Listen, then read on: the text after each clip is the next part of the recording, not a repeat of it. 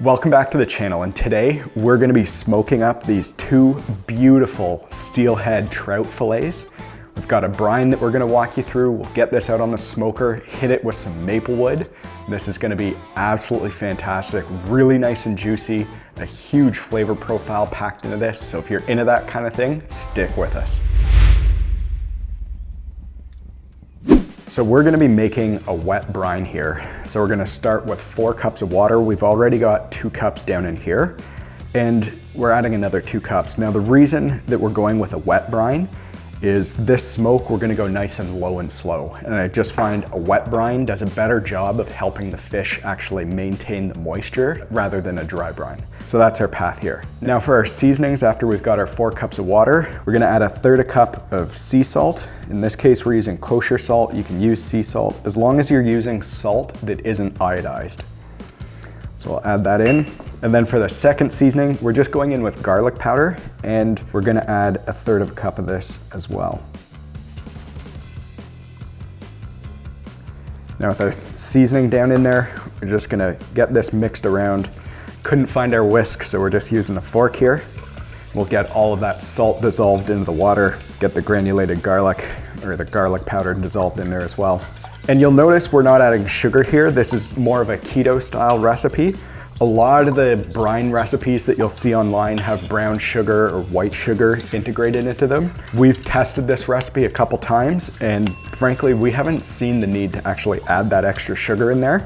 If you like a little bit of extra sweetness, go for it, but it's not essential if you're trying to cut down on your sugar. So now that we've got our brine made up, now it's the star of the show, which is our steelhead trout fillets. Now we went to our fishmonger and we got these beauties, and just look at that. You've got some really good fat in the belly of the fish and just along the top of it as well. That's absolutely stunning. So what we're gonna do is get that down in here. You wanna get this as covered as you possibly can. Then we'll get our second fillet in here as well. And you also want to get your fillets with the skin still on them. That's really important just as you're smoking here. That's going to help keep the fish together over the course of the cook. All right, so now we've got our fish down in the brine here. Now we're just going to put this on top of a baking sheet. We're going to pop it in the fridge for 8 to 12 hours, and then we'll bring you back for the next step. So it's later in the evening. We've had this fish sitting in the fridge, brining away here for about 10 hours at this point. So we're gonna remove the fish out of our liquid. We're gonna get it down onto a cooling rack. And what this is gonna allow us to do is get the fish forming a pellicle overnight in the fridge. And that pellicle, it's a little protein membrane that's like a sticky surface that's gonna form, and that's really gonna allow the smoke to adhere and tack up to the fish. So we'll just take some paper towel here, we'll blot this down. You wanna get this nice and dry before you put it back in the fridge. And if you've got a little cooling rack like this, it's perfect for the job because you'll get airflow not just over the surface of the fish, but on the skin here as well. So look at how good those look. Great, really nice color in these guys. Try and keep them from touching each other. Just get them set up nice and evenly here on the rack.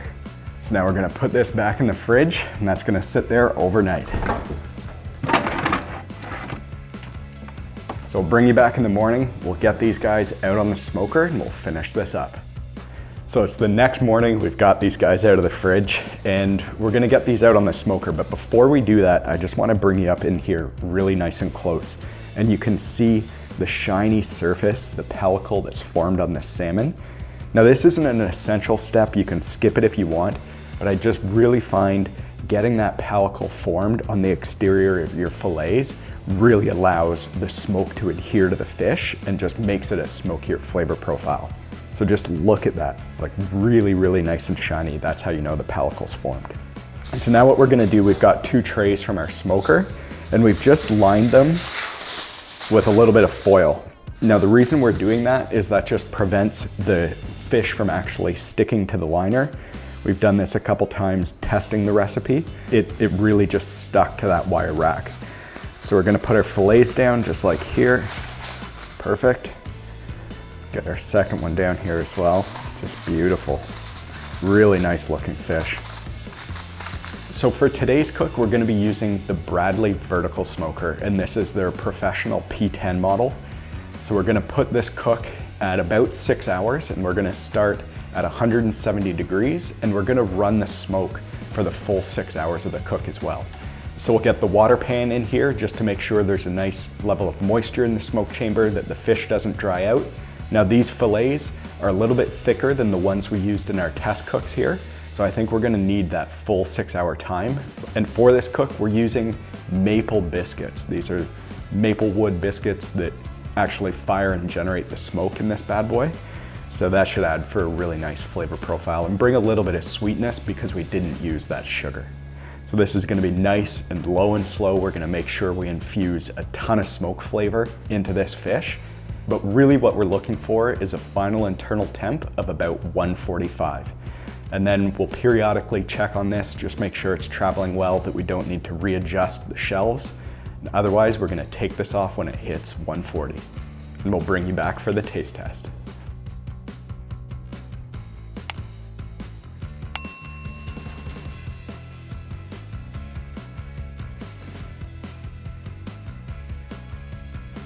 So this only took us about 5 hours, and the smell is unbelievable. So we hit an internal of 145 and we pulled these 2 fillets off here, and just look at the color. Like really, really dark, rich, smoky look and feel to these. And you can even see on the belly of the fish here, we've got all that juice still glistening, so we know this is gonna be really nice and juicy and tender on the inside. It's not gonna be overcooked and dried. So now there's just one thing left to do here, and that's a taste test. So I'm gonna start on this end here. Just look at that. So you can see the belly here, there's still a ton of moisture. We've got some of those omega-3 fats that have rendered out here. You can still tell there's a ton of juice embedded within this fillet. Now look at this, how it just pulls apart and flakes. Just flakes apart like this.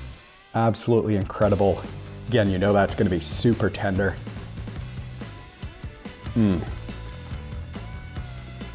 Just really, really good.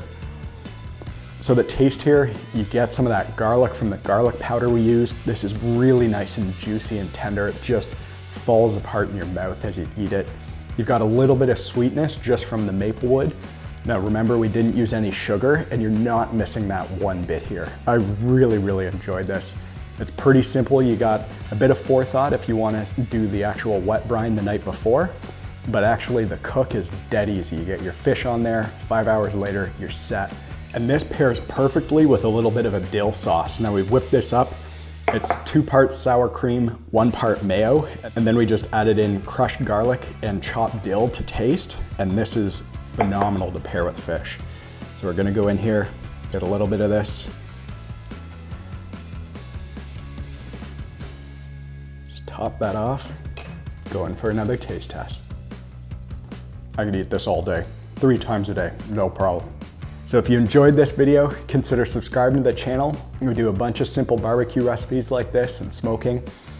And if you enjoyed this video, smash that like button. It really helps us with the YouTube algorithm, and we'll see you on the next one. Thanks for tuning in.